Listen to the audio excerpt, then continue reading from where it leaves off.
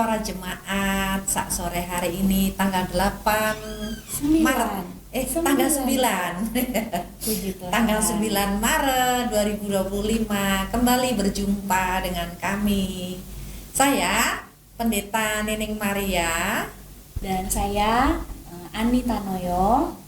Puji Tuhan, pada sore hari ini kita akan kembali mau belajar mengenai sebagian dari kebenaran firman Tuhan. Ya. Ya, Saat sore hari ini kita mau membahas tentang kehidupan kekristenan yang berbuah. sebelumnya kita mau memperkenalkan diri dulu. Kita dari Gereja GBI Kingdom of Love Palangkaraya. Bagi pemirsa yang ada di Palangkaraya, mungkin suatu saat bisa mampir ke gereja Ya. kita. Lokasinya ada di mana, Ibu Pendeta?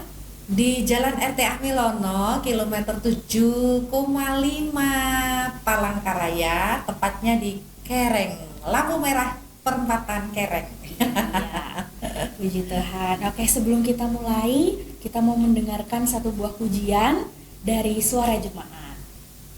Puji Tuhan, lagu yang sangat memberkati dengan judul Ku Perlu Engkau Tuhan. Lagu ini mengingatkan bahwa Tuhan itu benar-benar sangat kita perlukan dalam kehidupan kita. Baik, sebelum kita mau mendengarkan kebenaran firman Tuhan, mari sama-sama kita berdoa. Ya, kita satu hati dalam doa. Kami bersyukur, berterima kasih untuk semua waktu, untuk semua kesempatan yang Tuhan berikan dalam setiap hidup kami. Kami bersyukur kalau hari ini kami punya kesempatan untuk dapat bersama-sama mendengarkan firman Tuhan. Bapa, tolong hamba-Mu yang penuh dengan segala keterbatasan. Kami mempersilahkan Roh Kudus untuk menolong membuka rahasia firman-Mu, memberikan hikmat pendengaran yang tajam untuk kami, bukan hanya mendengar tetapi menjadi pelaku akan kehidupan firman Tuhan. Hidup kami bukan hanya diselamatkan tetapi berbuah lebat, dan di dalamnya nama Tuhan dipermuliakan. Membuka kedalaman setiap hati pemirsa Jurnal TV Kalimantan Tengah di dalam nama Yesus. Di bagian manapun kami dapat boleh bertumbuh dan mengasihi Tuhan lebih dari segala-galanya. Di dalam nama Yesus kami siap bersama-sama merenungkan firman-Mu saat sore hari ini. Haleluya. Amin. Amin. Ya, saudaraku yang dikasihi Tuhan, ternyata sebagai orang Kristen keselamatan itu bukan satu-satunya tujuan kita, tetapi karena goal kita itu bukan selamat. Karena ketika kita percaya sama Yesus, ya kita pasti diselamatkan, hidup dalam satu kebenaran. Tetapi bagaimana terlebih penting dari semuanya itu adalah kita berbuah dan hidup kita menyenangkan hatinya Tuhan. Ya, kira-kira gitu Bapak Ibu.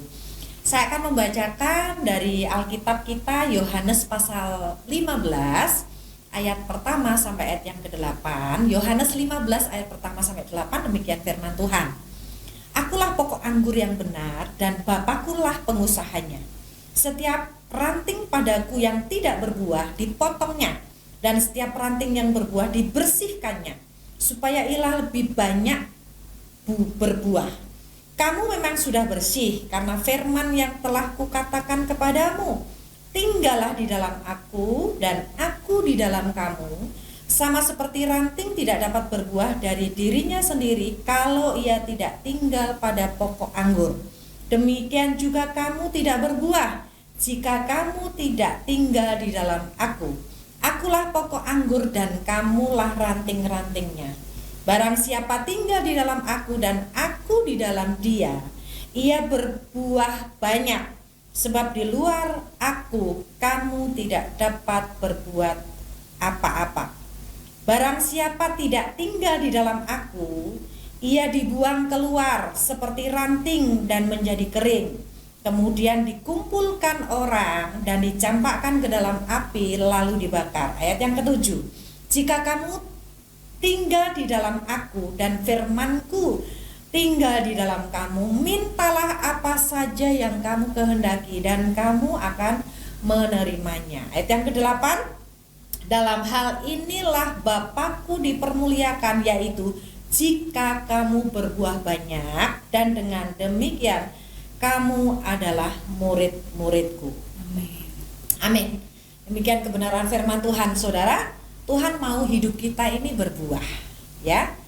Berbuah bukan sebuah kepaksaan, karena buah itu dibutuhkan satu komitmen dan proses yang begitu panjang, ya.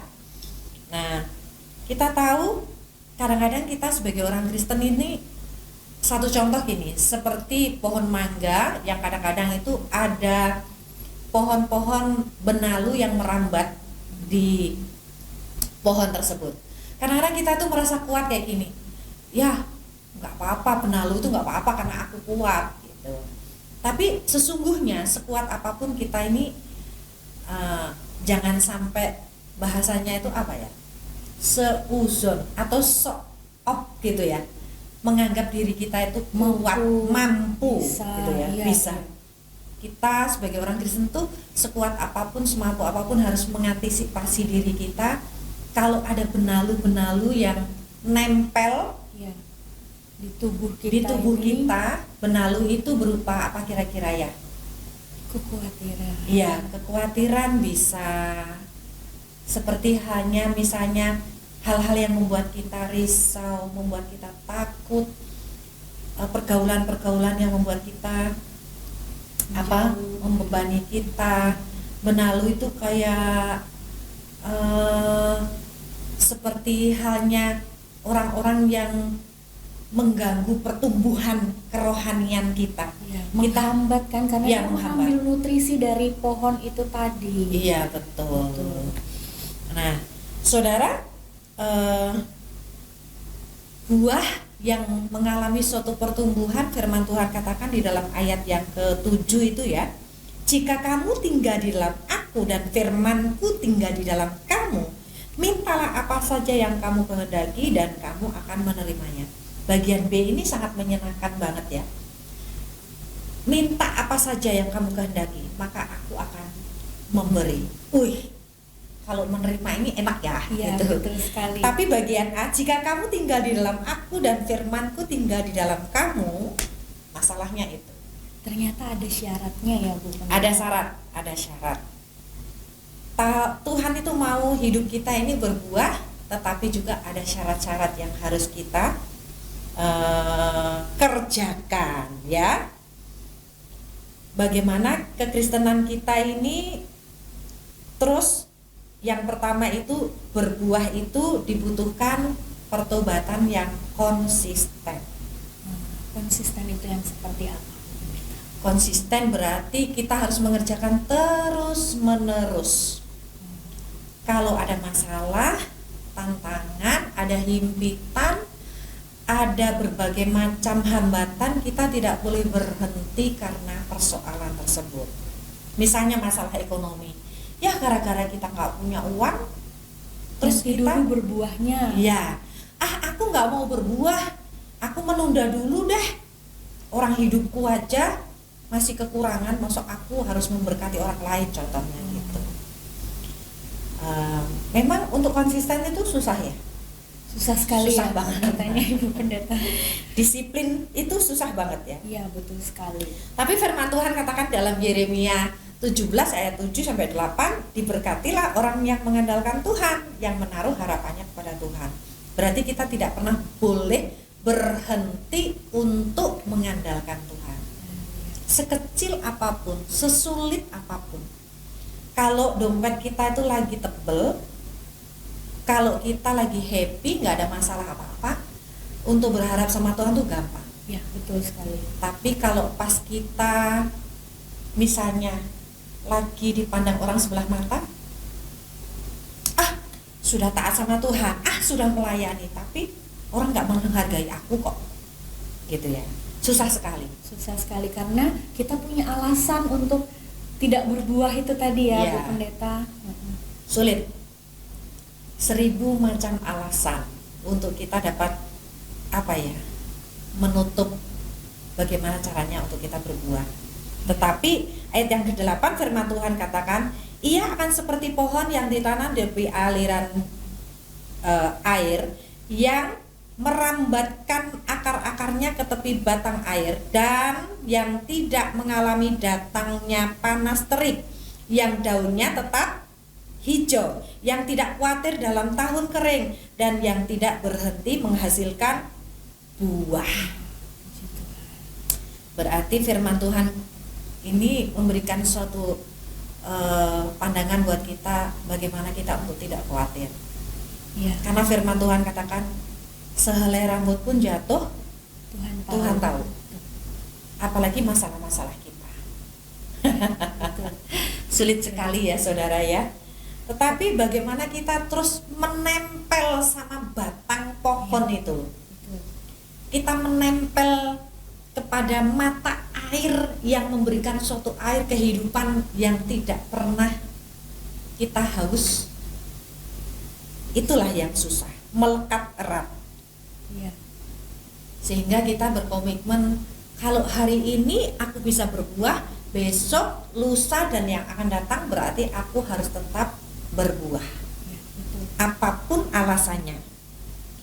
Saya percaya kalau kita mungkin pemirsa yang masih berjuang, anak-anak pemuda, remaja, kalau hidupmu itu menempel dengan Tuhan, kamu punya akar yang dalam sama Tuhan, kita menemukan aliran air yang menyegarkan, maka dimanapun Anda berada, mau kuliah ibaratnya jauh dari orang tua, ya, betul. Tetap hidup benar, tetap berbuah, nggak berhenti.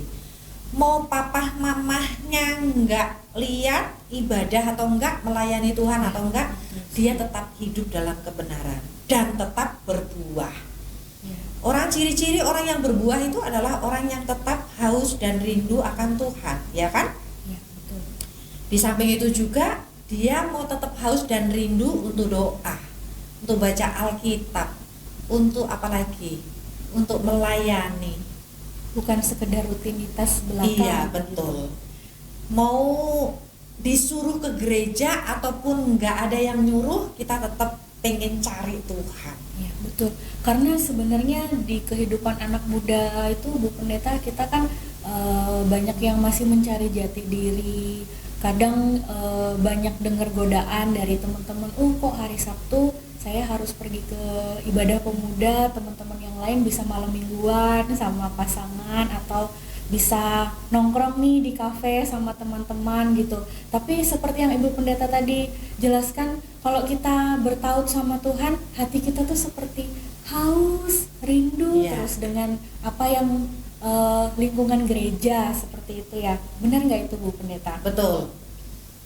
Ya, itulah tanda-tandanya kita itu di dalam diri kita itu ada buah, itu ternyata itu perjumpaan kita dengan Tuhan tuh nggak ada puasnya gitu ya. Iya, haus terus haus, ya, Bu. pengen gitu. Iya. Kuncinya adalah Tuhan yang kita andalkan, bukan siapa-siapa. Supaya buah di dalam diri kita ini tidak tergoyahkan oleh benalu-benalu tadi ya, gitu. Ya. Hatinya juga harus teguh, nggak boleh goyah. Supaya apa? Kita diberkati ataupun tidak, kita lagi susah ataupun senang, kita lagi punya masalah ataupun enggak, kita lagi sehat ataupun sakit, kita tidak pernah kecewa sama Tuhan, karena kita melekat erat dengan Tuhan. Berarti kan di dalam ayat yang ke-7 itu bagaimana kita mengandalkan Tuhan itu sebagai salah satu sumber satu-satunya. Kalaupun mungkin ada di antara pemirsa Jurnal TV Suara Jemaat saat sore hari ini, mungkin kita lagi berdoa, tapi kok Tuhan itu sepertinya nggak menjawab doa-doa kita. Atau mungkin pernah kita mengalami mujizat, tapi kok Tuhan tuh kayaknya mujizatnya kok udah cuman sekali aja sih, sudah lama sekali sih, kok Tuhan nggak mengadakan mujizat-mujizat yang lainnya. Ya kita nggak boleh kecewa, ya kan? Karena sebenarnya kalau Tuhan memberikan sarana mujizat buat kita, mujizat itu adalah sebagai jembatan untuk kita mengenal, masuk lebih dalam kan, gitu, untuk mengenal Tuhan secara pribadi. Kalaupun doa kita belum dijawab, ya kita nggak boleh kecewa, ya kan? Iya, mungkin Tuhan lagi uji supaya kita setia untuk Iya. berdoa sama Tuhan. Supaya kita semakin kuat, ya, Iya. gitu. Iya. Akarnya itu tetap harus masuk ke dalam air, dan sumber mata air itu hanya ada di dalam Tuhan. Kita harus pasang pondasi kebenaran firman Tuhan, itu nggak boleh semu dalam hidup kita. Kalau hitam ya hitam, kalau putih ya putih. Apa tadi khotbahnya di gereja? Jangan ada dosa putih. ya dosa putih. Kita kadang-kadang kompromi. Dosa putih, dosa semu, dosa hitam. Yang kecil-kecil itu nggak apa-apa, Tuhan nggak perhitungkan. Ternyata itu nggak boleh ya. Iya, nggak boleh. Kalau kita sudah berakar, bertumbuh dalam Tuhan, kita nggak boleh toleransi dengan hal yang semu-semu. Firman Tuhan katakan kalau iya katakan iya, kalau tidak katakan tidak.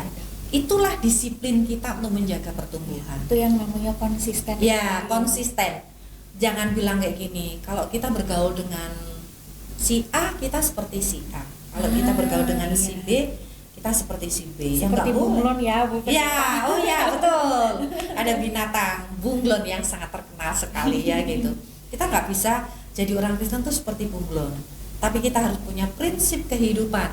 Kalau kamu sudah punya akar yang kuat, kamu sudah punya mata air, sumber mata air itu di dalam Yesus Kristus, pegang teguh itu, berakar terus di dalamnya, dan kita nggak boleh semu, nggak boleh goyah. Kita harus ikut-ikutan juga dengan iya, dunia. nggak boleh ikut-ikutan dengan dunia. Justru namanya berbuah, kita ini harus berdampak melalui tingkah laku perbuatan kita hari-hari, memberkati orang. Mungkin buah kita masih belum banyak dan lebat seperti Bapak Pendeta, Ibu Pendeta, tapi buah-buah yang kecil juga berdampak untuk lingkungan kita ya, Bu betul. Pendeta. Contohnya seperti apa, Bu, kalau buat kita yang anak muda ini yang masih belum suci lah, Ya, seperti masih pendeta. belum dewasa lah Iya, gitu ya. betul. Ya contohnya lewat perkataan kita, ya kan? Iya. Misalnya di tengah-tengah pergaulan, biasanya di tengah main games, Nah, gamer, para gamer. Iya, betul ya. sekali. Banyak yang Kalau- berkata-kata kurang pantas gitu Ya, ya. ya banyak contohnya ya, nggak usah dicontohin di sini kali ya gitu. Malu kita jadi lidahnya jadi belepotan gitu Iya, kan. betul. Tapi kita ya kalau misalnya kita kalah ya, aduh gitu kan sudah cukup ya. Iya. Nggak harus Sama pakai lompat. menyebut Iya, benar. yang kayak di gamer-gamer itu gitu bahasanya ya gitu. Mungkin di lingkungan teman kerja kita harus berbuah. Kalau orang itu bohong dikit nggak boleh. Kalau orang mengatakan boleh ya, Ya, nggak tapi apa-apa kalau untuk kita memiliki. anak Tuhan ya nggak boleh. Iya. Namanya bohong tetap dosa ya, Ya, tetap Tuhan bilang salah. salah ya berarti salah. Iya. Terus korupsi tipis-tipis gitu, Bu. Iya. Misalnya disuruh atasan beli nih harganya 20.000, lalu kita minta notanya ditulis ya 30.000 gitu. Itu kan kecil, Bu, cuma 10.000. Iya, Gimana itu, Bu? ya nggak boleh lah. Namanya kita ini ada di dalam Tuhan. Iya, betul. Ketika Tuhan sudah katakan itu salah, berarti pagar kita ya di situ ya, Bu. Itu Ya. salah, nggak boleh dikerjakan. Pagar kita adalah firman Tuhan. Kita nggak boleh pakai standar dunia, betul ya? Betul. Gitu. Terus yang kedua, selain kita harus memproteksi diri kita mendisiplin diri kita mengerjakan pertobatannya dengan kontinu terus menerus. Yang kedua, bagaimana kita merespon firman Tuhan. Ini ayat yang ke-8 tadi. Ayat ke-8 tadi gimana tuh? Ya, respon kita yang benar itu akan menentukan hasil yang benar, itu ya. Kalau kita meresponi sesuatu salah, maka semuanya akan menjadi salah. Ya, mungkin ada di antara kita suara jemaat saat sore hari ini, respon kita terhadap sesuatu itu menentukan hasilnya, ya. Ada satu contoh gini. seorang ibu yang anaknya menumpahin karpet, menumpahin susu di karpetnya. Ada ibu yang lain berkata, oh kenapa bisa tumpah nak? Oh iya mungkin kesempar atau nggak sengaja atau apa. Tapi ibu yang lain ngomong kayak gini, waduh kenapa ini kok bisa tumpah? Anaknya dimaki-maki, dihajar dan lain sebagainya. Lalu pasti anak ini diantara dua respon ibu ini menghasilkan suatu hasil yang berbeda. Sementara anak yang dihajar, yang dimaki-maki, dia mengalami trauma, takut melihat karpet, takut melihat, dia akan mengalami trauma yang berbeda. Tapi bagaimana kita mendidik anak kita untuk tetap bertumbuh, tahu tentang kesalahannya? Kita kan harus punya respon yang benar. Kalau anak kita numpahin susu di karpet kita yang mahal, nak besok nggak boleh ya numpahin susu di karpet lagi. Kita ajak bersihin sama-sama. Ya, yuk gitu. kita bersihin yuk, gitu. Nah, coba kalau adik tadi nggak numpahin susu, berarti kita nggak harus membersihkan karpet ini. Tetap harus dikasih tahu konsekuensi ya Bu, cuman dengan bahasa yang tidak menyakiti hati. Iya, supaya tidak menimbulkan trauma. Iya. Berhubungan dengan respon kita terhadap situasi dan kondisi dan juga kebenaran firman Tuhan, saya akan mengajak pemirsa untuk membaca dari Alkitab kita di dalam Lukas 8. Lukas 8 ayat 5 sampai ayat yang ke-12, demikian firman Tuhan. Adalah seorang penabur keluar untuk menabur benihnya. Pada waktu ia menabur, sebagian benih itu jatuh di pinggir jalan, lalu diinjak orang dan burung-burung di udara memakannya sampai habis. Sebagian jatuh di tanah yang berbatu-batu, dan setelah tumbuh ia menjadi kering karena tidak mendapatkan air. Sebagian lagi jatuh di tengah semak duri, dan semak itu tumbuh bersama-sama dan menghimpitnya sampai mati. Dan sebagian jatuh di tanah yang baik, dan setelah tumbuh berbuah 100 kali lipat. Setelah berkata demikian, Yesus berseru, siapa mempunyai telinga untuk mendengar, hendaklah ia mendengar. Murid-muridnya bertanya kepadanya, apa maksud perumpamaan itu?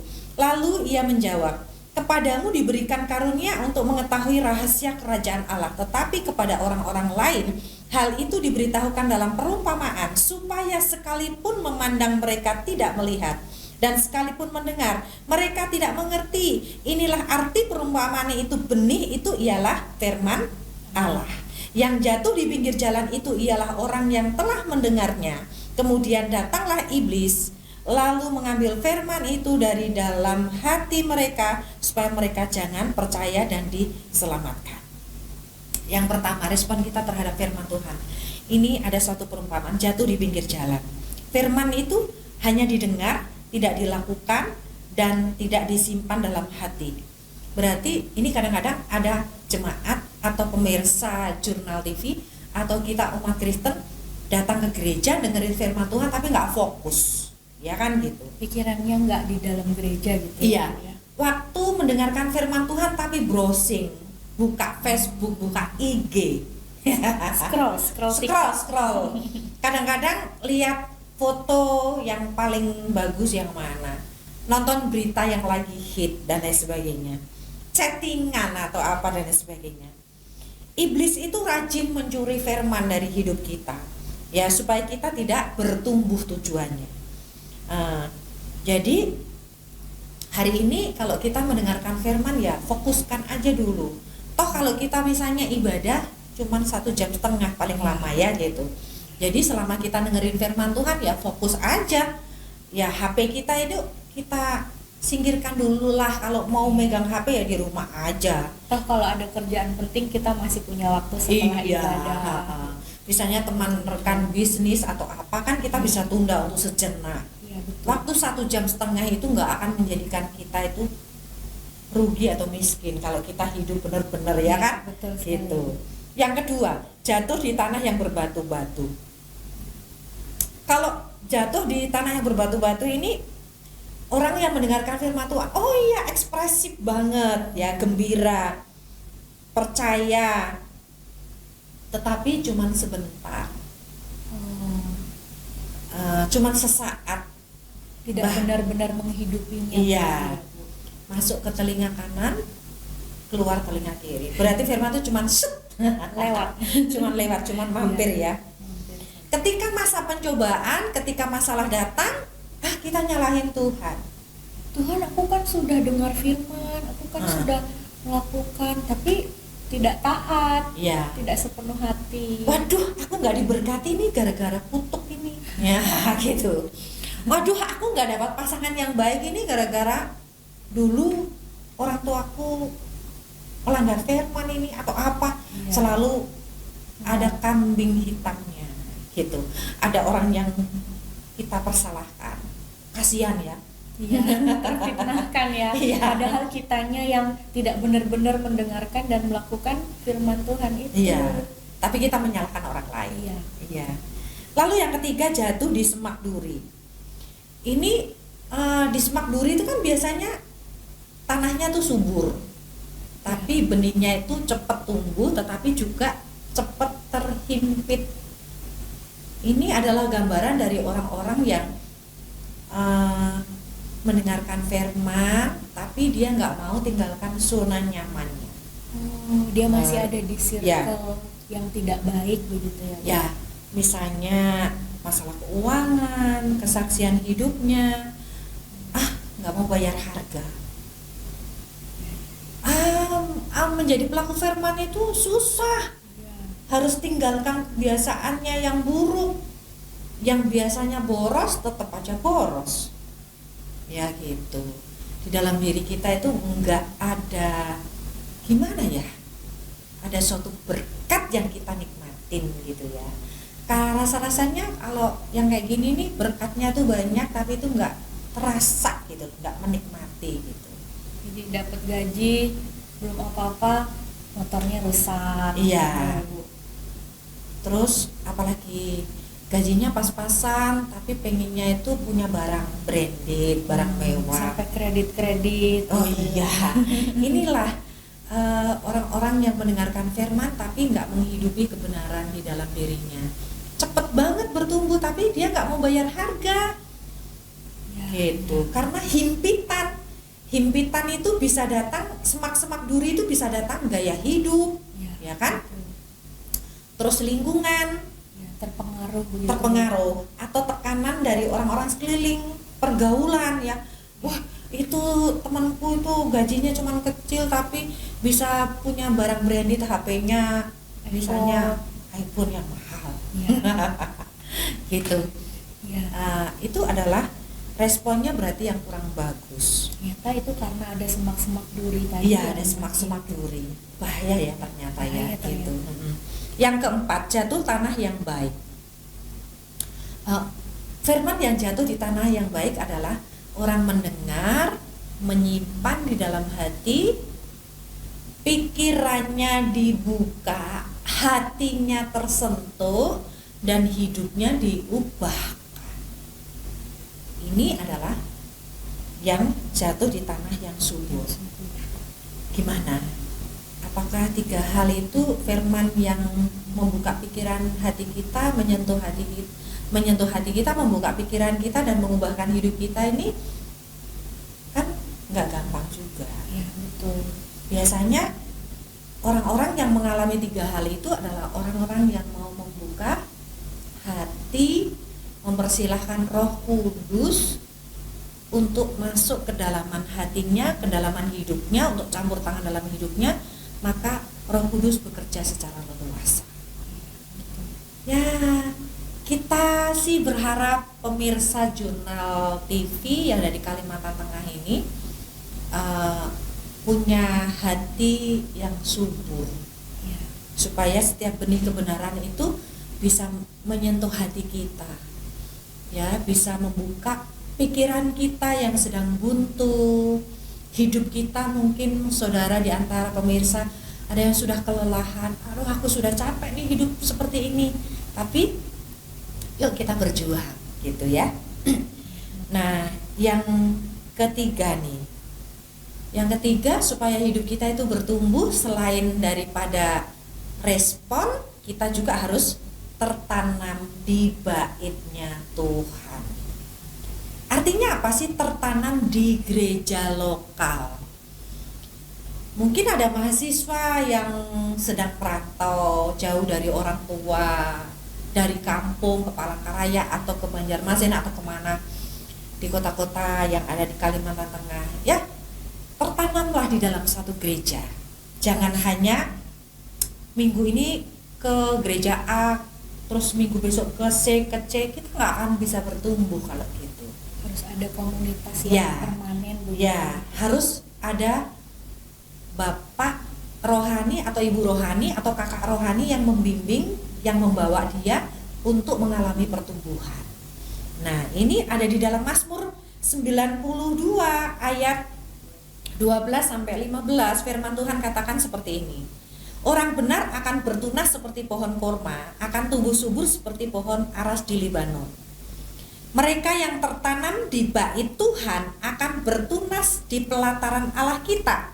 Ayat 15. Pada masa tua pun mereka masih berbuah menjadi gemuk dan segar. Ayat 16. Untuk memberitakan bahwa Tuhan itu benar, bahwa ia gunung batuku dan tidak ada kecurangan padanya. Kata tertanam berarti kita tidak boleh pindah-pindah tempat. Satu contoh ini, kalau misalnya kita punya tanaman, beli tanaman di pot, setiap hari pot ini kita ganti pot, kita ganti tanahnya, pasti kan tanaman tuh nggak akan bisa bertumbuh. Karena kita pikir, ini lama nih di pot yang ini mungkin tanahnya nggak subur, kita pindah ke pot yang satunya, itu makin mati ya Bu tanamannya. Iya. Oh, aku mau ganti tanamannya yang bagus, misalnya gitu, potnya yang bagus, tanahnya yang lebih subur, yang lebih mahal belinya, misalnya tanah subur gitu. Ya. Kelihatannya menurut ukuran manusia itu bagus, tapi kalau kita pindah-pindah terus menerus, nggak tahunya malah mati tanaman kita. Begitu juga dengan iman kita, kehidupan kekristenan. Kalau kita nggak tertanam di salah satu gereja, kita nggak akan mengalami pertumbuhan. Karena pertumbuhan itu dibutuhkan, pertama tadi apa? Komitmen, responnya dengan baik, tetapi juga harus tertanam. Ya, tujuannya berbuah apa sih? Mazmur 23 ayat yang ke-6. Kebajikan dan kemurahan belaka akan mengikuti aku seumur hidupku, dan aku akan diam dalam rumah Tuhan sepanjang masa. Kata diam dalam rumah Tuhan yang berarti ada taat, ada kesetiaan. Kalau bahasanya orang lain itu pasrah bongkoan. Seperti apa tuh pasrah bongkoan, Bu? Pasrah bongkoan tuh pokoknya ketika kita ada di dalam satu gereja, ya, terus aku menyerahkan tubuh jiwa rohku, hidupku hari ini maupun esok, naik turunnya mood kehidupan kita, rohani kita, mau baik buruknya, pokoknya aku pasrah deh sepenuhnya gitu. Aku percaya aja deh bahwa bapak rohaniku, ibu rohaniku, kakak rohaniku itu adalah baik tujuannya untuk mendidik, untuk mengarahkan, untuk aku jadi orang benar, belajar percaya. Tapi ya nggak begitu amat. Tapi kalau misalnya memang orang itu bisa dipercaya, ya kita harus percaya sepenuhnya. Ya, yang dipakai Tuhan untuk menjadi bapak dan ibu rohani untuk kita, begitu ya, Bu? Ya, harus kita melihat juga buahnya. Ya. Dalam arti jangan sampai misalnya di gereja pelayan Tuhan tapi di luar hidupnya nggak karu-karuan, ya jangan juga kita sama sembarangan orang, ya kan? Harus ada hikmat dari Tuhan juga. Iya, harus ada hikmat juga dari Tuhan. Ya, berbuah itu lewat kesaksian hidup kita. Supaya di gereja itu mungkin kan kalau kita dididik, kalau kerohanian kita itu misalnya sudah bisa dipercaya untuk melayani pekerjaannya Tuhan di gereja, mungkin mulai dari asar atau tinggal kolekte atau apa ya, menerima tamu di depan. Ya, menerima tamu di depan. Jangan bilang kok aku cuman kecil kayak gitu pelayanannya, kok remeh-temeh gitu ya. Ya, banyak sekali orang yang cuman kayak gitu tidak terhitung pelayanan, itu cuman biasa aja. Pelayanan tuh kalau yang di depan mimbar, Ya. terus jadi singer, WL gitu ya Bu. Ya. Ternyata salah ya Bu ya. Apapun pelayanan kita itu adalah bentuk pelayanan. Itu sudah termasuk berbuah ya Oh Bu. iyalah, iya. Kalau tadinya kita cuman duduk diam, kita ibadah, cuman pulang happy, cuman heboria aja. Jemaat Ketika biasa. jemaat biasa, kalau ketika kita dipercaya misalnya sama tim gereja atau organisasi apa atau paguyuban apa atau persekutuan apa, kita suruh jadi penerima tamu juga udah puji Tuhan. Sudah bentuk pelayanan Ya. ya Bu ya. Bentuk pelayanan kita kalau kita penerima tamu mungkin dari hal yang kecil, kita kasih senyum yang manis, itu kan salah satu buah kita. Tapi saya sebagai jemaat nih Bu, berasa banget loh kalau tiba-tiba, biasanya kan kalau pagi-pagi tuh rusuh dulu ya di rumah, apalagi adik saya banyak nih, ayo cepat mandi ini itu gitu. Jadi rasanya tuh pergi ke gereja tuh, aduh mau pergi ibadah kok dongkol gitu. Tapi ketika sampai gereja ketemu sama penerima tamu di depan, mereka hanya ucapkan kata-kata yang sederhana, selamat pagi, selamat hari Minggu, itu rasanya kayak Tuhan Yesus sudah memberkati Adem saya. ya. Iya, benar sekali Bu. Kayak dicabut gitu ya semua kemarahan kita ya. Betul. Yang tadinya bad mood tuh jadi bahagia lihat senyumnya aser-aser di depan gereja, seperti itu. Ya, itulah yang terakhir. Kita itu sebagai orang Kristen, tujuan kita bukan hanya selamat masuk surga, tapi berbuah melalui tingkah laku perbuatan kita, senyum kita yang manis. Kadang-kadang kan gini, khususnya kami hamba Tuhan, bukan nggak pernah punya masalah. Masalah kan banyak. Kadang-kadang lagi emosi, lagi banyak pergumulan, hati kita lagi kacau balau. Tapi kita sebagai hamba Tuhan, sebagai pelayan Tuhan harus senyum manis. Harus mendoakan orang lain walaupun kita punya beban berat. Walaupun badan kita kadang-kadang demam, sakit atau apa, ketika kita, halo Bu Pendeta tolong doakan ini, ya kita datang, kita doakan. Itulah cara-cara kita bagaimana kita untuk berbuah lewat kehidupan kita hari lepas hari. Dan berbuah juga harus memuridkan. Kalau kita sudah di tahap berbuah, kita sudah bisa melayani pekerjaannya Tuhan di gereja atau di organisasi atau di lingkungan atau di tempat kerja atau di tempat kuliah, kita harus memuridkan orang lain, mengajak teman-teman untuk mengalami kehidupan yang sama. Gitu, jangan egois jadi orang Kristen ya gitu. Karena kita diselamatkan bukan hanya untuk diri kita sendiri, tapi juga supaya orang lain diselamatkan bersama-sama dengan kita. Iya. Begitu. Nah, Yohanes 12 ayat 24 firman Tuhan katakan, Yohanes 12 ayat 24, aku berkata kepadamu sesungguhnya jika biji gandum tidak jatuh ke dalam tanah dan mati, ia tetap satu biji saja, tetapi jika ia mati, ia akan menghasilkan banyak buah. Ini artinya apa sih? Kalau kita mau berbuah banyak, kita mengesampingkan ego kita. Begitu ya. Egonya harus dimatikan dulu ini. Iya, emosi kita harus kita kecilkan. Agak susah ya Bu Pendeta. Iya. Memang agak susah. Iya. Tapi kita juga harus aku ini orangnya sebenarnya nggak sulit bergaul misalnya. Introvert saya. Iya, introvert gitu. Iya. Nggak mau terbuka lah sama orang gitu. Nggak mau senyum sana sini atau apa gitu. Tapi buah di dalam diri kita ini harus kita tunjukin. Ya paling enggak walaupun kita ini orangnya pendiam, paling enggak ya tetap shalom, selamat pagi. Oh tapi gue sudah datang ke gereja, Tuhan berkati atau apa ya kan gitu. Ya. Dan itu akan menjadi berkat untuk orang yang menerimanya ya Bu. Sehingga suatu saat mereka juga, saya juga mau nih seperti orang ini, hanya senyum saja sudah memberkati orang-orang yang lain. Itu yang namanya memuridkan ya Bu. Iya. Jadi harus punya prinsip, lebih baik kita melayani dengan segala keterbatasan daripada kita tidak melakukan apa-apa. Ya, betul sekali. Untuk berbuah itu jangan menunggu sempurna. Ya. Berarti konsepnya salah ya Bu, kadang-kadang saya belum bisa nih, nanti aja tunggu saya bisa baru saya pelayanan. Ya. Salah ya ternyata ya Bu. Salah. Kita harus aku ini terbatas nih, aku ini nggak sempurna nih, aku nih belum punya segala-galanya. Iya, iya.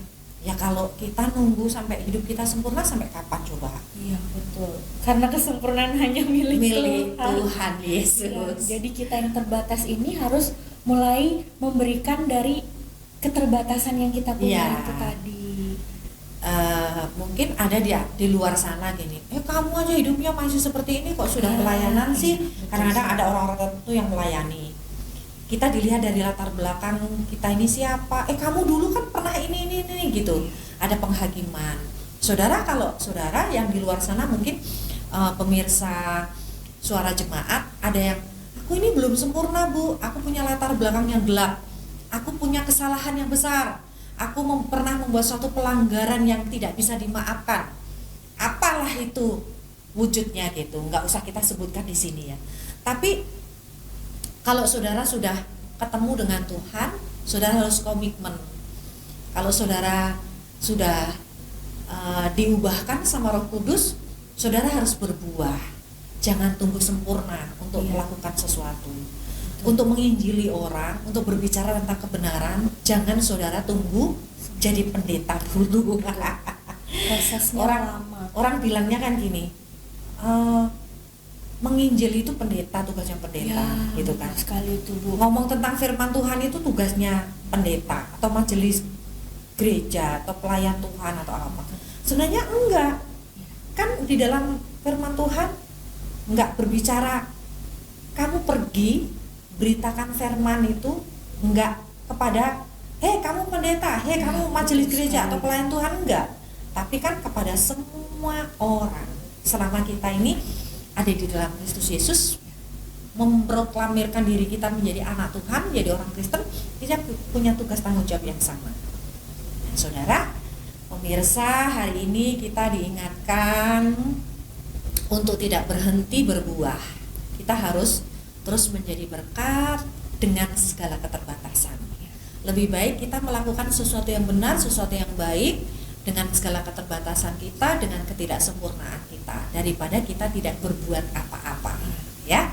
Karena akhir dari kehidupan kita itu, goalnya itu adalah hidup dalam kekekalan, dan mahkota kebenaranlah yang akan kita nikmati, kita akan terima nanti. Kira-kira demikian kebenaran firman Tuhan saat sore hari ini. Kiranya dapat boleh memberkati semua pemirsa Suara Jemaat saat sore hari ini.